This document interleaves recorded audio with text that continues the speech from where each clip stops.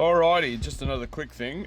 Playing with the radio a fair bit in the last fair few hours, like yesterday and this morning.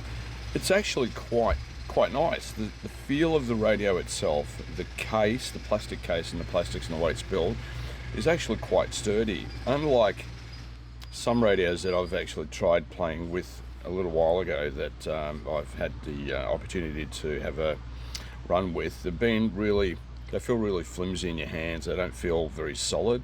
They tend to creak and groan every time you actually grab them. This one's actually quite solid. You grab the handle and you grab the base and there's no creaking. There's no sort of flex in the actual case itself. The trigger's super smooth. Double ball race on the trigger itself. Nice, very nice. The wheel, it is aluminium, but it does have the sponge outside to grab it. So you can actually have it just the alloy or the sponge that just stretches over and goes over the top of it. And that feels really nice. Very limited throw, but full deflection on your steering. And you can actually change that with dual rates if you wanted to. Your two knobs on the top is channel 3 and that's dual rates. Trim steering, trim throttle. This is another function. I don't touch it. And those two are functions as well, which I don't need to use. Their rocker switches, so middle, forward, backwards, middle, forward, backwards. This trigger here that's the trigger there, which I don't use. I haven't actually assigned that to anything at all. But this one is really good. As you're driving, and your middle finger, the one that you're not supposed to use for communications, that actually triggers on your stopwatch. So as you're racing, or if you're ready to race, I'll turn it on and show you. You turn it on. There's that. Now if I got my finger on the trigger there and I press it, start. Timer. Timer pause. Off. Hold it on. Reset. Hold it on for a longer period and it goes off. So go on. Timer start. Timer pause.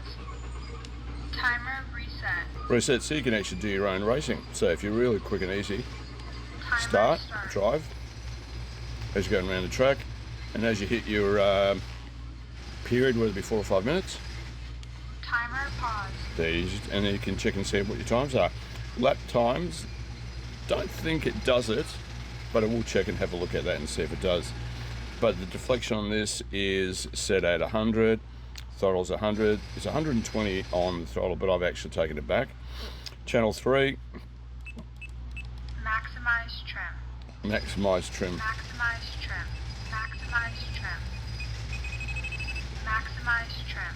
That's channel 3 there, which is there, but it tells you what it's doing. Center. This is your trim for your steering. This is your trim for your throttle. Center trim. Okay, and this is your dual rates. Maximize DL. Start at 100, go backwards. Maximize DL.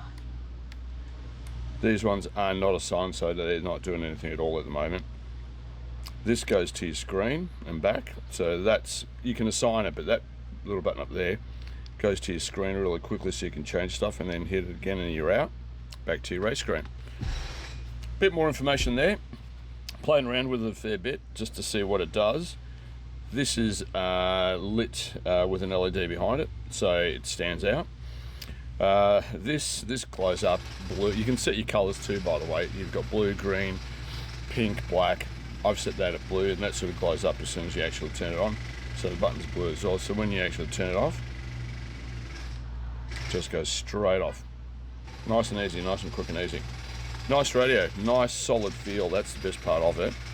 Doesn't feel very plasticky, very loose and tingy. That's a bit more information for you. Take it on board. I'll be doing a fair bit more out of this, more in depth as time goes by. Thanks very much for your time. It's greatly appreciated. Have fun. Good morning all, good morning. This is the first of a few videos about the WFLY X9S, and today I'll just go really quickly through setting up models. One press of the button, takes about 3 seconds for it to come up to its screen that you see there.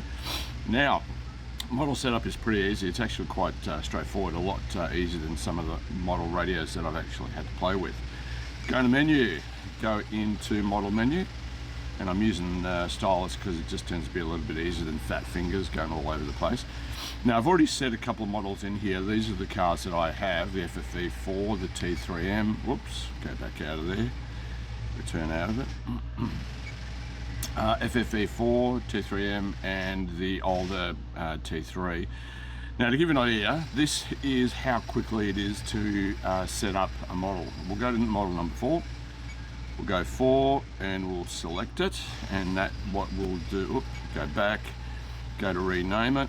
So we'll call it, or whatever, doesn't really matter what it is. So what we'll go back on that, we'll go to delete actually, hit the wrong button, can you tell?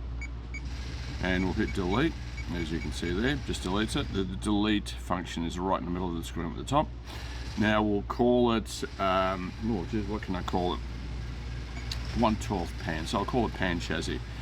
Now I've, by default, do everything via capitals, so no lowercase unfortunately, so that's just me.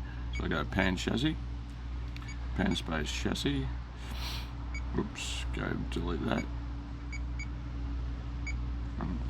IS, pan chassis. Actually, I just remembered from the others, it is a limited case, how would you call it, characters across. So I've already just hit my limit. So I'll go pan chas and I'll go OK, and that's it. Get out of there, and there it is, nice and simple. Now, if you ever want to change that, you can hit that and you can actually go to reset to factory default, but don't do that, it's going to wipe everything. So easiest thing to do is rename it. We'll go to rename, hit that and just delete. That takes it out of there. Job's done. Oh, no, actually I didn't go okay. Let me do that again. We'll go to rename. A bit too fast in doing shit, unfortunately. So we go to delete and then we go okay. That deletes it out of the system. So now you have a blank number 4. This is really quick and easy, and as you can tell, we've got 40 models to play with. Now, I don't know who's got 40 models, definitely not me. Could be someone else out there that has a lot more, but that's how quick and easy it is actually to do the models on these. And to revert back to something else and try a different car, whatever you want to do, no issues at all. So we go to FFV4. I've selected that. If I go back into there, I can rename it, copy it, reset the factory data, send it to another one of these, received from another one of these, save as a default data, reset. There's a lot of stuff you can do, lots and lots of stuff you can do. So that's the best part of it. Get out of there. We'll leave it on FFV4. We'll get out of there. Now tomorrow, I'll go through each of the other functions, base, setting, throttle, one by one. And that's how easy it has been so far to play with this thing. I've already set this up to my preferences in the system, okay, for throttle and for steering, but you can just go nutso on that. It is so easy to use, and the stylus just makes it a little bit easier. Fat fingers will work, obviously, but just be careful what you actually hit, because then you have to go back and fix things. Thanks very much for your time. That's number 1 of a few, and I'll send them through every day or every second day. Take care, guys. Have fun.